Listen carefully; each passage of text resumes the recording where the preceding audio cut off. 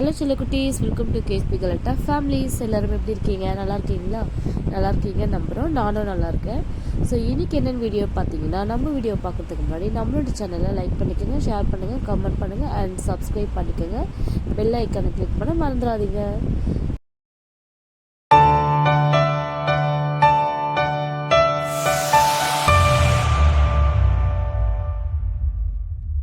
So இப்போ பார்த்தீங்கன்னா நாங்கள் ஆட்டோவில் போயிட்டுருக்கோம். எங்கன்னு பார்த்தீங்கன்னா என் தங்கச்சி வீட்டுக்கு தான்.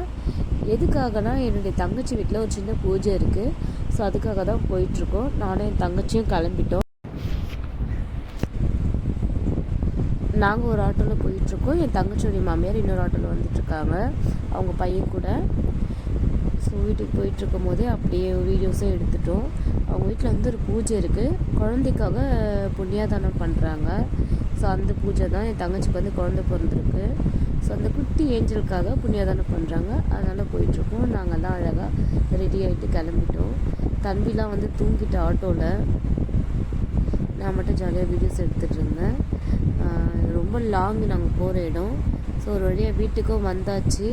வீட்டுக்கு வந்துட்டு அங்கே பாருங்கள், அங்கே வந்து ஜன்னல்லேருந்து இந்த சூரிய ஒளி பட்டுட்டு இருந்ததா, அதனால நானும் தனியாக உட்காந்து வீடியோ எடுத்துகிட்டு இருந்தோம். அவள் அழகாக வீடியோ பார்த்துட்டு கையெல்லாம் ஆட்டிட்டு நல்லா பார்த்துட்டு இருந்தா. ஸோ நல்லா இருந்தது. நானும் அப்படியே உட்காந்து வீடியோ எடுத்துகிட்டு இருந்தேன். வீட்டுக்கு போனதும் நல்லா என் தங்கச்சியோடைய ஹஸ்பண்ட் வந்து என் தம்பி பிரியாணி வாங்கி கொடுத்தாங்க. ஸோ நல்லா கட்டுன்னு கட்டிட்டு நான் கிம்ஸ் எல்லாருமே சாப்பிட்டேன். எல்லோரும் சாப்பிட்டுட்டு தம்பி வந்து அங்கே இருக்கிற கேலண்டர்ஸ்லாம் வந்து நான் ஒரு 3 கேலண்டர் மாற்றி இருக்காங்களே, அதை பிடிச்சி இழுத்துட்டு இருந்தா. எல்லாத்தையும் கீழே தள்ளி விட்டுட்டு இருந்தா. அவருக்கு அங்கே இருக்கிற ஒரு 2 காலண்டே பிடிச்சி கீழே தள்ளி விட்டுட்டா. நான் எடுத்து மாட்டிகிட்டு இருந்தேன். அவன் அதில் ஜாலியாக வந்து விளையாடிட்டு இருந்தா. அதில் அங்கே பாருங்கள், அதில் என்னமோ இருக்குதுன்னு சொல்லிட்டு பார்த்துட்ருக்கா. அந்த 3 ஹோல்ஸ் இருக்குது. அங்கே பாருங்கள், வெளியே வந்து என் பையன் குட்டி பசங்களாம் விளையாடிட்டு இருந்தாங்க. அங்கே பாருங்கள், கிங்ஸ் வந்து பால் விளையாடிட்டு இருக்கா. அவங்க டாக் இருக்கிறத பார்த்துட்டு ஓடுறாரு அவர். கருப்பா, இது பேர் வந்து கருப்பா. அதுக்கப்புறம் எங்கள் அம்மாவும் பின்னாடியே வந்துட்டாங்க. அதுக்கப்புறம் நைட்டு சாப்பிட்டுட்டு டிஃபன் தான் சாப்பிட்டோம். இட்லி, சாம்பார், சட்னி சாப்பிட்டுட்டு தூங்கிட்டோம். அதுக்கப்புறம் மறுநாள் காலையிலேயே எழுந்து ஐயர் வந்துட்டார். நாங்களாம் குளிச்சுட்டு ரெடி ஆகிட்டோம். பாருங்கள், வந்த உடனே பூஜையெல்லாம் ஸ்டார்ட் பண்ணிட்டு இருந்தாங்க. ஸோ நான் தான் கொஞ்சம் லேட் பண்ணிட்டேன் மேக்கப் பண்ணுறதுக்கு. எல்லோரும் கிளம்பி வரும். அதுக்கப்புறம் என் தங்கச்சியோடைய சொந்தக்காரங்க கொஞ்சம் பேர் வந்திருந்தாங்க. ஸோ என் தங்கச்சியும் எங்கள் தம்பியை உட்காந்து பூஜை பண்ண ஸ்டார்ட் பண்ணிட்டாங்க. நாங்கள் வந்து பின்னாடி நின்று வீடியோ எடுத்துகிட்டு இருந்தோம். புண்ணியாதானம் பண்ணுறாங்க.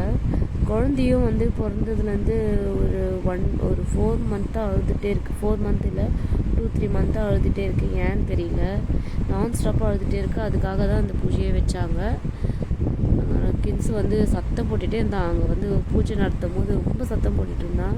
யாருக்கும் அடங்காமல் வந்து வாழ்த்தனம் பண்ணிகிட்ருக்கான்.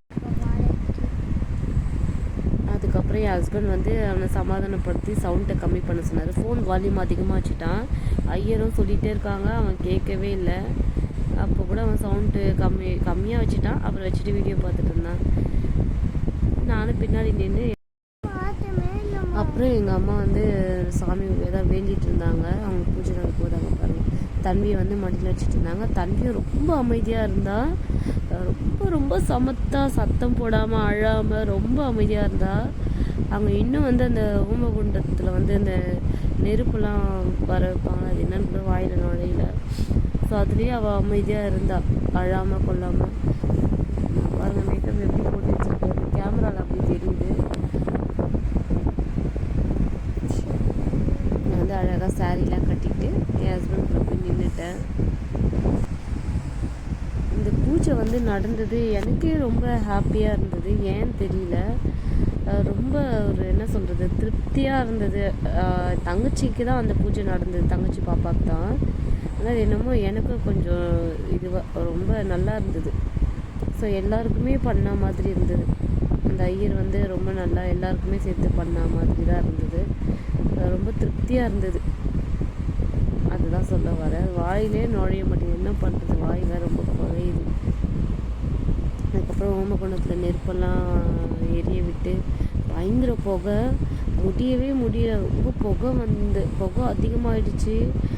ரொம்ப மயக்கமே வர மாதிரி ஆயிடுச்சு. எனக்கு அந்த இடத்துல நிற்கவே முடியல. இப்போ தான் அது எரிய விட்டுறாரு. அது ரொம்ப எரிஞ்சு வீடு ஃபுல்லாக புகையாயிடுச்சு. அதுக்கப்புறம் பூஜைலாம் நல்லபடியாக முடிஞ்சதுக்கப்புறம் தீர்த்தம் கொடுத்தாரு. நானும் தம்பிக்கு கொஞ்சம் தீர்த்தம் கொடுத்தேன். அவர் கொஞ்சம் தீர்த்தம் கொடுத்துட்டே இருந்தார். நானும் குடிச்சிட்டு பாப்பாவுக்கும் கொடுத்தேன். எல்லோரும் வாங்கி வீடே புகை மூட்டமாக ஆயிடுச்சு. ரொம்ப முடியல. எனக்குலாம் ரொம்ப மயக்கம் வர மாதிரி ஆயிடுச்சு. தம்பியே ரொம்ப அமைதியாக படுத்துட்டு இருந்தேன். எல்லாராலையும் தான் முடியல. ரொம்ப தொண்டெல்லாம் கரன்னு ஆயிடுச்சு அங்கே வந்த புகையில். நான் வெளியே போயிட்டு வந்துட்டு இருந்தேன் உள்ளே இருக்க முடியாமல். அப்புறம் என் தங்கச்சியும் என் தம்பியும் நல்லபடியாக பூஜையை முடித்தாங்க. இதுதான் கடைசி பூஜை. அதை போட்டு அந்த அக்னியில் அணைச்சிது. நல்லபடியாக இதுதான் முடிஞ்சுது. அப்புறம் எங்கள் அம்மா போயிட்டு எல்லாருக்கும் குங்குமம் வச்சு விட்டாங்க. எங்கள் தங்கச்சியோடைய அவங்க வீட்டில் ஒரு பழக்கம் இருக்குது. என்னென்னா எப்போ அவங்க வீட்டுக்கு போனாலும் குங்குமம் கொடுப்பாங்க. செந்தூரம் அது கொடுப்பாங்க. அந்த ஆரஞ்சு கலரில் இருக்குல்ல. நான் எப்போ அவங்க வீட்டுக்கு போயிட்டு கிளம்புனாலும் செந்தூரம் வச்சு தான் அனுப்புவாங்க. அப்படியே நெத்திலேருந்து லைனாக வச்சு விட்ருவாங்க. சந்தனத்தில் குங்குமம், செந்தூரம், விபூதி அந்த மாதிரி பூ கொடுத்தோம். அதேமாரி பூ கொடுத்து அனுப்புவாங்க. அவங்க வீட்டுக்கு போயிட்டு எப்போ நம்ம வீட்டுக்கு கிளம்புனாலும் அவங்க வீட்டில் பூச்செடி இருக்குது. அந்த பூவை பறித்து அதை கட்டி தான் கொடுத்து அனுப்புவாங்க. பூஜை ரொம்ப நேரமாக நடந்தது. கிட்டத்தட்ட ஒரு 1.5 மணி நேரம் அப்படின்னு நினைக்கிறேன். அவ்வளோ நேரம் நடந்துச்சு. எல்லோரும் பொறுமையாக அங்கேயே தான் நின்றுட்டு இருந்தோம். இங்கே நகரமாக நான் மட்டும் அந்த புகையில் இருக்க முடியாமல் வெளியே போயிட்டு வந்தேன். அப்புறம் இந்த பூஜை ரொம்ப திருப்திகரமாக நடந்ததில் எனக்கு ரொம்ப சந்தோஷமாக இருந்தது. எனக்கு என்னன்னு தெரியல, ரொம்ப மன நிம்மதியாக இருந்தது. இது நடக்கும்போது அவ்வளோ நிம்மதியாக இருந்தது. அது என்னன்னு தெரியல. அதுக்கப்புறம் அவர் கற்பூரம்லாம் காட்டி எல்லோரும் ஊற்றிட்டு நாங்களும் கண்ணில் ஊற்றிக்கணும். அப்புறம் எங்கள் அம்மா என் பசங்களுக்கும் எல்லாரையும் நான் அழகாக வீடியோ எடுத்துகிட்டு இருந்தேன். எங்களை ஒரு வீடியோ எடுக்க சொல்லி எங்கள் அம்மா கிட்டே கொடுத்தேன். எப்படி ஒரே ஒரு கிளிப் தான், அவ்வளோ வீடியோ எடுத்தேன். அதில் நாங்கள் பாருங்கள் இந்த ஒரு கிளிப் தான் இருக்கும். அப்புறம் என் ஹஸ்பண்ட் அவங்க எல்லாரையும் ஃபோட்டோ எடுத்துகிட்டு இருந்தார். என் தங்கச்சியோடைய ஃபேமிலியை குட்டீஸ் கூடலாம் உட்காந்துட்டு அவரும் ஜாலியாக வீடியோ எடுத்துகிட்டு இருந்தார். ஐயர் இன்னமும் என்னமோ பண்ணிகிட்ருக்காரு.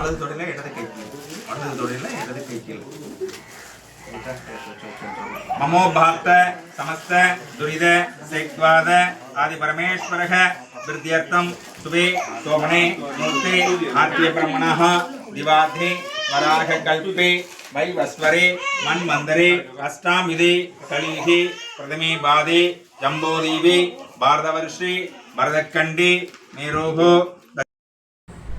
அவ்வளோதான். எல்லாத்தையும் முடிச்சுட்டு நல்லபடியாக நாங்கள் காலையில் கிளம்பிட்டோம். என் ஹஸ்பண்ட் வேலைக்கு போகணுன்றதுக்காக நாங்கள் சீக்கிரமாகவே கிளம்பிட்டோம். ஒரு 9:30 அந்த மாதிரி கிளம்பியாச்சு. எங்கள் அம்மாலாம் அங்கே தான் இருந்தாங்க. ஸோ நாங்கள் வர வழியில் காஃபி குடிக்கலான்னு சொல்லிட்டு ஒரு டீ கடையில் போய் நிறுத்தணும். ஸோ காஃபி குடிக்க உட்காந்தாச்சு. காஃபியும் வந்துருச்சு. அங்கேயும் சின்ன வீடியோ எடுத்துகிட்டு இருந்தோம். நாங்கள் காஃபி குடிக்க போன அந்த பிளேஸ் எனக்கு ரொம்ப பிடிச்சிருந்தது.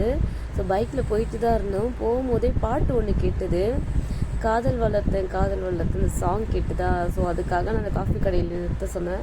நிறுத்திட்டு காஃபி குடிக்க அப்படியே போனோம். அப்படியே சாங் கேட்டுட்டு நாங்கள் காஃபியும் குடிச்சிடும். நல்லா இருந்தது. அப்படியே மெயின் ரோட்டில் அப்படியே ரோடெல்லாம் பார்த்துக்கிட்டு அந்த வண்டியெல்லாம் போகலாம் அதெல்லாம் பார்த்துட்டு பாட்டு கேட்டுட்டு ரொம்ப பேக்ரவுண்ட் சாங் ரொம்ப சூப்பராக போயிட்டுருக்கு. ஆனால் போட முடியாது, காப்பிரைட்ஸ் வந்துடும். என் ஹஸ்பண்டுக்கு நெத்தியில் லைனாக குங்குமம் வச்சுருக்காங்களா, அது யார் இவ்வளோ வச்சு விட்டதுன்னு அவருக்கே தெரியும்னு கேட்டுட்டு இருந்தார். தன்வி பாருங்கள் அழகாக அவள் வீடியோனாலே ரொம்ப அழகாக பார்த்துட்ருப்பா.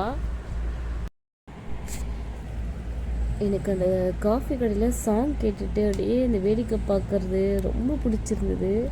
என்னன்னு தெரியல, எனக்கு ஊர் சுற்றதும் வேடிக்கை பார்க்குறதும் ரொம்ப பிடிக்கும். அதனாலேயே அடிக்கடி என் ஹஸ்பண்டை எங்கேயாச்சும் வெளியே கூட்டிகிட்டு போயிடுவேன். வீடியோ எடுத்துகிட்டு இருக்கும் போது இவருக்கு வேறு நெத்தியில் குங்குமம் லைனாக வச்சுருக்கிறது யார் வச்சு விட்டதுன்னு தெரியலன்னு அப்படியே கலாய்ச்சிட்டு இருந்தோம். தவி வர அழகாக பார்த்துட்ருக்கா. பின்னாடி சாங் ஓடுது, இல்லைன்னா நாங்கள் பேசுறது கேட்டிருக்கோம். அந்த காப்பிரைட்ஸ் கொடுத்துருவாங்க. அதனால் பின்னாடி ஓடுற சாங்கு என்ன பண்ணுறதுன்னு அப்படியே விட்டாச்சு. அதனால தான் வாய்ஸ் கொடுத்துட்ருக்கேன். ரொம்ப லென்த்தாகவும் பேச முடியல. வாய்ஸ் வேறு எனக்கு சரியில்லை. ரொம்ப கோல்ட் ஆகிட்டுருக்கு, மூக்கு அடைச்சிட்ருக்கு, பேசவே முடியல.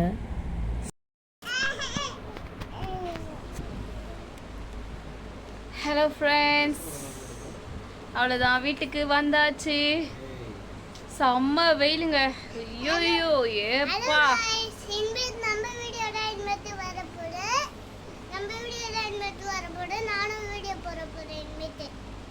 நீ போட போறியா? கின்சு இனிமேல் வீடியோ போட போறானா? எல்லாரும் அவனுக்கும் சப்போர்ட் பண்ணுங்க. என் வாய் கொஞ்சம் ரோலிங் ஆகுது. ஓகே, வீட்டுக்கு வந்தாச்சு. ஐயோ, நாங்கள் போன காரியம் நல்லபடியாக முடிஞ்சிருச்சு. என் தங்கச்சியோடைய குழந்தைக்காக புண்ணியாதானம் பண்ணாங்க. ஸோ நல்லபடியாக முடிஞ்சிருச்சு. ரொம்ப திருப்திகரமாக இருந்தது. ஸோ செம்மையாக இருந்துச்சு. பண்ணி முடிச்சுட்டு வீட்டுக்கு கிளம்பியாச்சு. காலையில் வந்து ஒரு 9 மணிக்கு நம்ம கிளம்பணும். மணி இப்போ 1:12 இப்போ தான் வந்து சேர்ந்தோம். செம்ம டிராஃபிக்கு. ஐயோ, உச்சி வெயில், சுத்தமாக முடியல. இந்த ஏர்போர்ட்டுக்கு அடுத்து என்னது பிரிட்ஜு, மீனம்பாக்கம். அங்கே அந்த பிரிட்ஜு மேலே செம்ம வெயில். ஒரு 1.5 மணி நேரம் 2 மணி நேரம் அங்கேயே நின்றுட்டு இருந்தோம். தன்வியாலேயும் முடியல, பாவம், அவ்வளோ அழுதுகிட்டே இருந்தா. எனக்கு சுத்தமாக முடியல. வாமிட் வர மாதிரி ஆயிடுச்சு, மயக்கம் வர மாதிரி ஆயிடுச்சு. ஐயோ, எப்படா வீட்டுக்கு வந்து சேரும்னு ஆயிடுச்சு. மயக்கமே வந்துச்சு. எப்படியோ வீட்டுக்கு வந்துட்டோம் சக்ஸஸ்ஃபுல்லி. இந்த வீடியோ உங்களுக்கு பிடிச்சிருந்ததுன்னா லைக் பண்ணுங்கள், ஷேர் பண்ணுங்கள், கமெண்ட் பண்ணுங்கள். இதோட நெக்ஸ்ட் வீடியோவில் உங்களை மீட் பண்ணுறேன். பாய். ஆமாம், நம்ம சப்ஸ்கிரைபர் யாராவது ரோப்ளெக்ஸ் விளையாண்டிங்கன்னா கின்ஸுக்கு வந்து முன்னாடியே ஃப்ரெண்ட்ஸ் ரெக்வெஸ்ட் கொடுத்துருங்க. அப்புறம் என் சாரி எப்படி இருக்குன்னு சொல்லுங்கள். இது ஃபஸ்ட்டு கின்ஸு பிறந்தப்ப அப்போ கட்டினது. அதோட இப்போதான்